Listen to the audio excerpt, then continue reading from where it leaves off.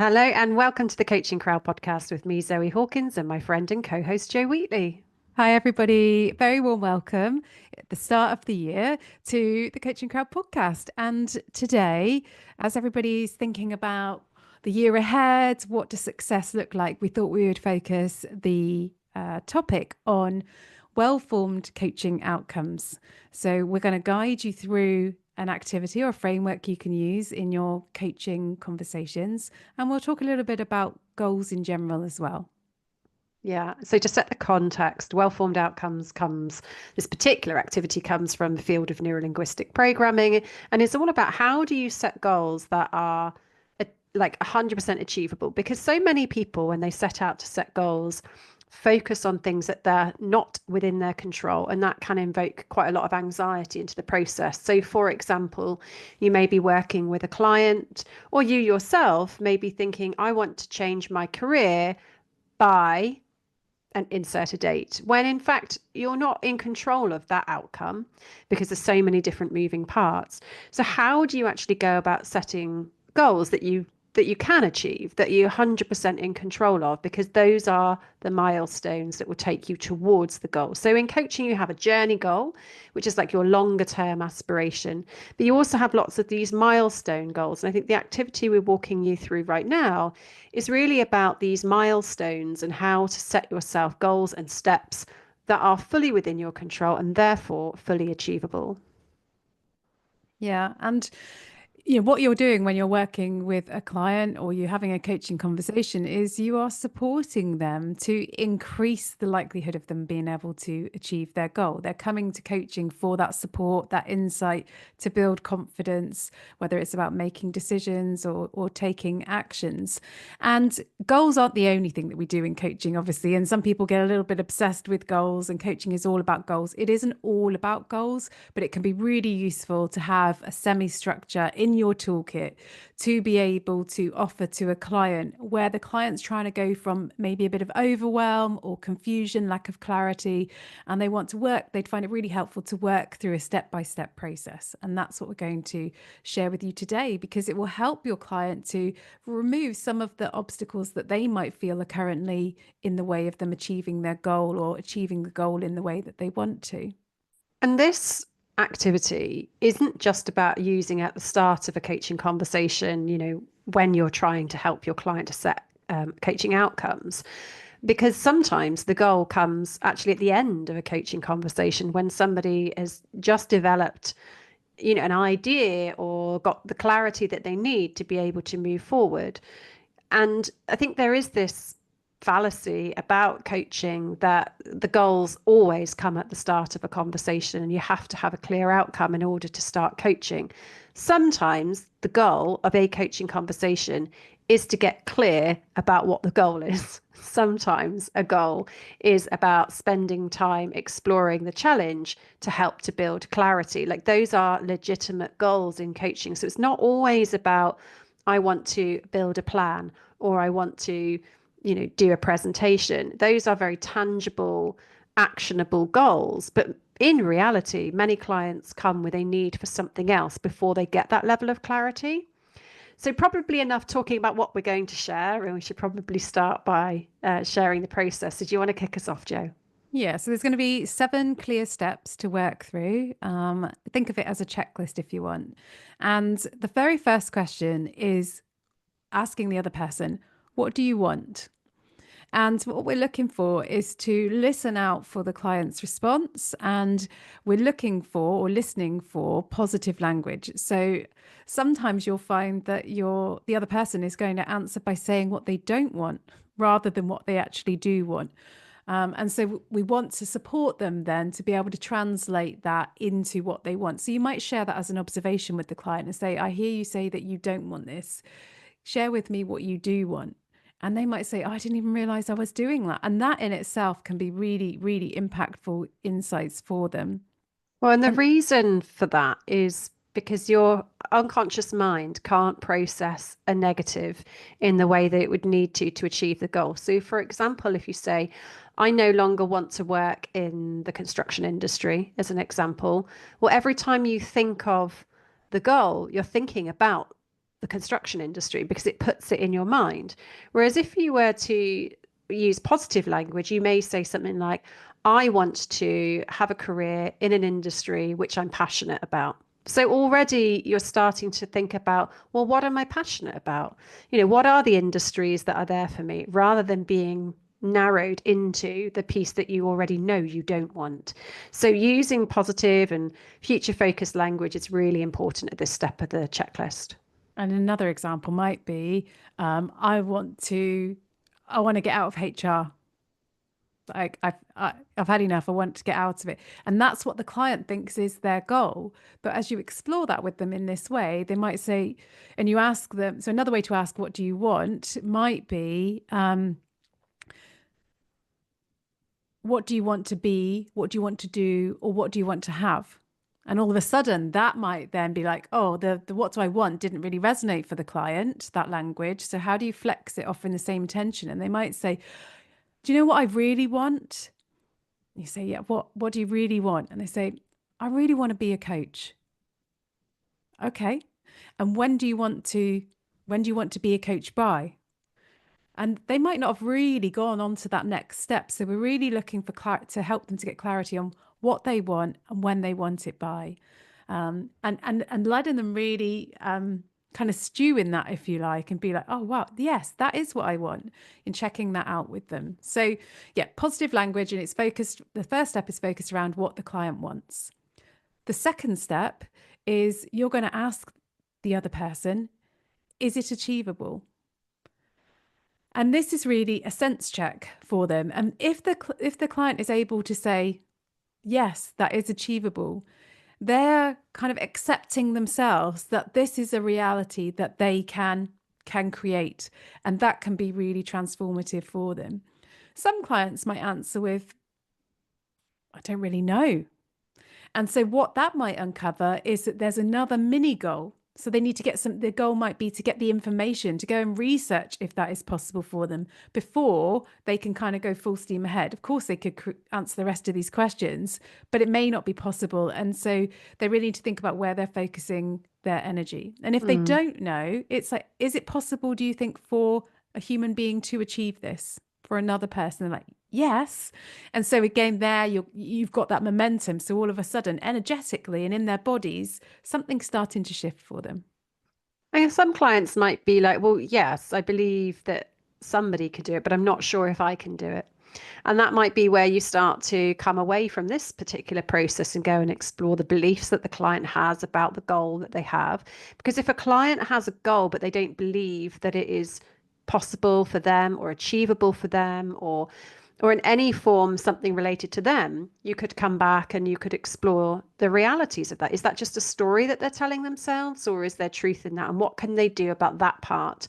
When you believe that your goal is achievable, that's where you have some momentum. So that's what really that step is about, is checking, how aligned is the client in terms of believing that it's possible and achievable for them.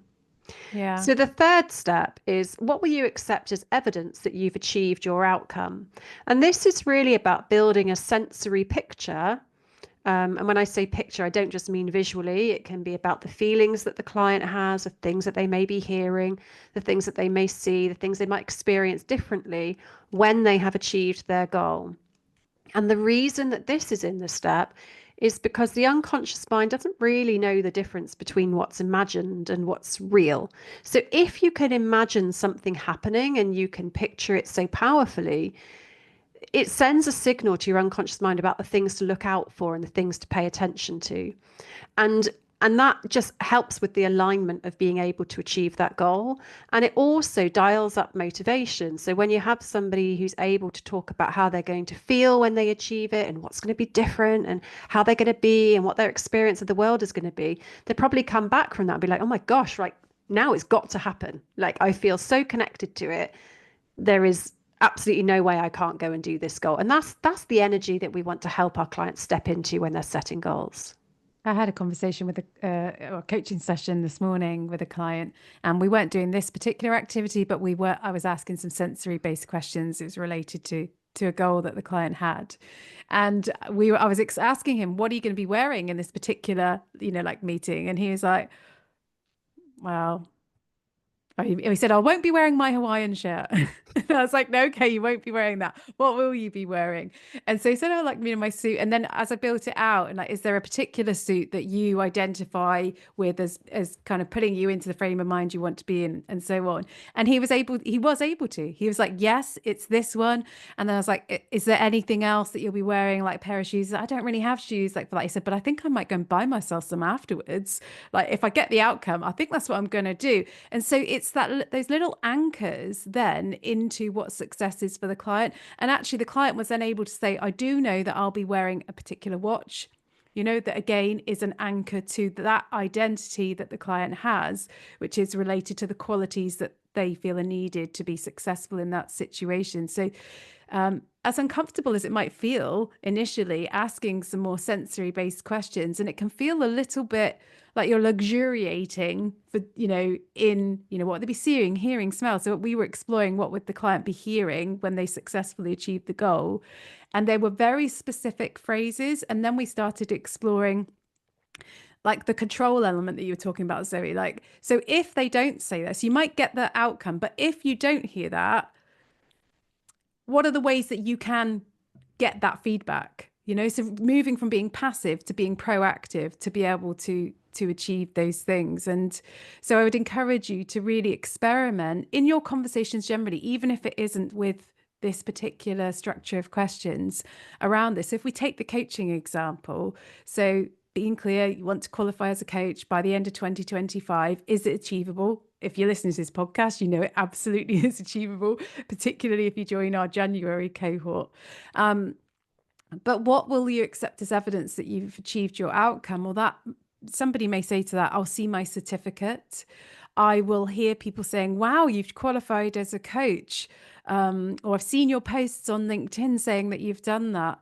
And, the smell or the taste, and they might be, yes, I'll be eating at this place to, celebrating my thing. And all of a sudden, the person can place themselves into that. And as soon as you can see and imagine it, and as if it's already happening, you're immediately increasing the likelihood that you're going to achieve your goal.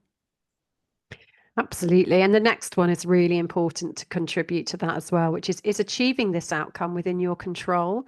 This is often where clients find that it's not. So, for example, in the example Joe's sharing there around wanting to be a qualified coach at the end, well, is that it within your control? Because somebody has to award that for you. But what you can do is join the course. What you can do is inquire about the course. You can write the assignments. You can get the support that you need to, pass the assignments, so you can do all of those things, but you can't award yourself the certificate. And so another example, which I think makes this easy to grasp your head around, is I want a pay rise by the end of the year. Well, if you can't give yourself and authorize yourself that pay rise, you're facing into the wrong goal. So how might you reframe the goal in order to make sure that you are in control of it? Well, you can request for have a pay rise. You can apply for roles that meet the pay criteria that you're looking for. So it's really about looking, so what do I want? Yes, I understand what I want. And how can I achieve that in a way that is wholly within my control? And when you get this step, with the ability to have an aligned, yes, this is within my control. As I said earlier, this often takes away the anxiety about whether you are or aren't going to hit your mark and the fear of failure that many people carry around with them. Because if it's wholly within your control, then you're in control of those actions. So that's a really important step when it comes to goal setting. Yeah, when you're in control of it, it's just a case of you doing those things. And, then you can explore with your coach if there are any barriers for you in terms of that. And that might be some beliefs that you have, for example, or you need to identify other resources and support that you need for that. So, step number 5 is, are the costs and consequences of obtaining this outcome acceptable? So here is where we start to move beyond the individual that has the goal and look at what are the broader implications for that person and the the relationships and the systems that they're part of, and are those things acceptable? So you're also considering, is it worth the time? Like, if I invest the time in achieving this goal, what will be the other consequences? So when we say yes to something and we're saying no to other things, is that aligned to the client's values? You know, are the things that are most important to them? It may be that there's some expense that will be incurred as a result of achieving the goal. And again, is that aligned? Is that going to create instability for them, or is that doable for and achievable for them? And effort and the impact on third parties, but also considering the impact on the environment, for example. And have they considered all of those things so that they can truly make not only an informed decision, but to check that there is alignment there to how and who they want to be in the world? Well, goals go wonky when you hit obstacles. And what this is asking you here is, are the costs and consequences of attaining this outcome acceptable to you? They elicit the obstacles that are likely to get in your way. And so when you think about them in advance and you're like, actually, this could be something that makes me stop making the decision, or this could be something that gets in my way, then you can get ahead of those so that you're not halfway down the path to achieving your goal before you realize, oh, actually, I don't think I can do that because I don't have the support from my partner, for example, or I don't have the childcare for my children, or who's going to care for my elderly relatives whilst I'm, away on study leave, whatever it may be. You can start to identify those there. And if there's one which you can't make peace with, you then might choose to go back up to the top and use that as a goal around, okay, so having identified that you don't have the resources that you need, how can you get those? So it's looping all the time around this checklist until you've got full alignment. And that's progress. It's not going backwards. You know, we might say, I'll go back to the top. It's not actually going back. We ought to say, move forwards to the top, because you go through it as many times as you can until there is a smooth run through. And then that feels the client then is like they can't wait to get out of the coaching session because they're already wanting desperately to take that action because they believe in the outcome that they're going to achieve. And that's really energizing.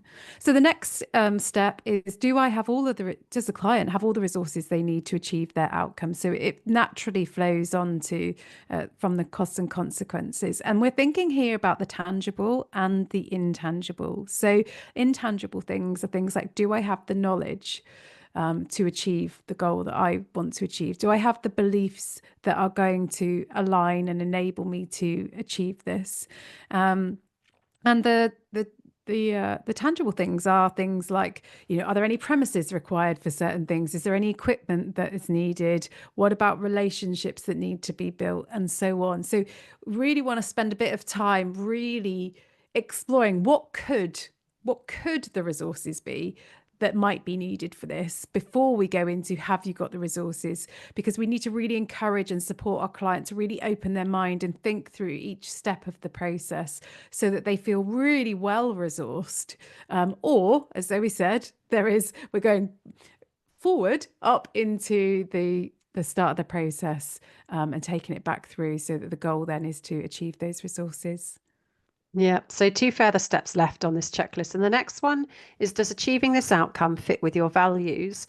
Values are really important when it comes to goal setting because, put simply, if a goal is not aligned to your values, it will not be achieved.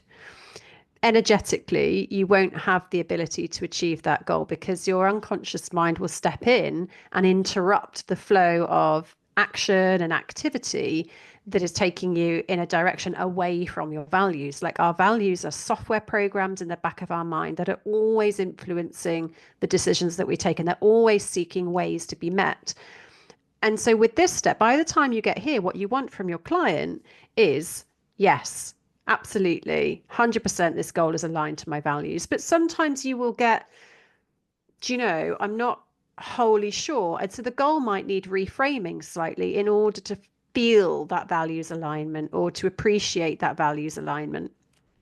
So checking out with your clients, is this goal aligned to my values? Hopefully that's an easy answer for them. If they don't know what values are, you may come off and do a values exploration with a client and talk more around that. But inherently, many people are able to connect in with a sense of what their values are that helps them to answer this question and move forward. Yeah. And the final question is, if you could have it now, would you take it?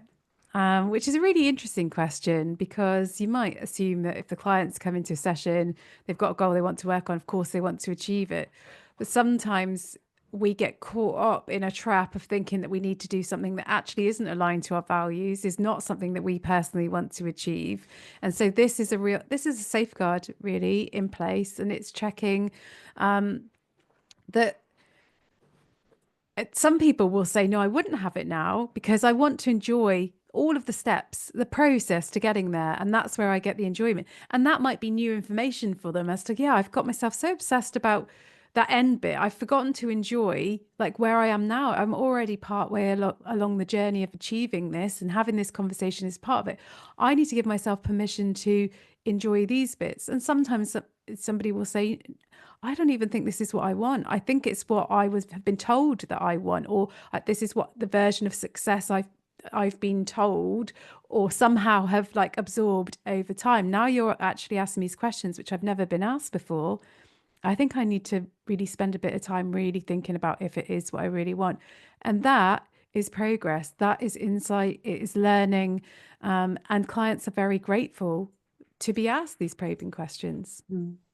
And of course, all of the questions that you've heard here, they're not just applicable to clients, they are applicable to you and your goal setting and your own life. So however you're listening to this, through whatever lens today, we hope that you are planning a wonderful year ahead in terms of the goals and outcomes that you're setting for yourself, and that you can listen back and apply some of these questions to yourself. So a quick roundup of the questions that are in this. So it's, what do you want? Is it achievable? What will you accept as evidence that you have achieved your outcome? Is achieving this outcome within your control? Are the costs and consequences of obtaining this outcome acceptable to you? Do you have all of the resources you need to achieve your outcome? Does achieving this outcome fit with your values? If you could have it now, would you take it? And it's credit to Neuro-Linguistic Programming for, the source for this activity. We hope that it's been useful for you today. And if you are looking to explore goal setting and come and train as a coach, then please come and look at our website at igcompany.co.uk, where we upload new cohorts throughout the year of different coaching programs that you could attend.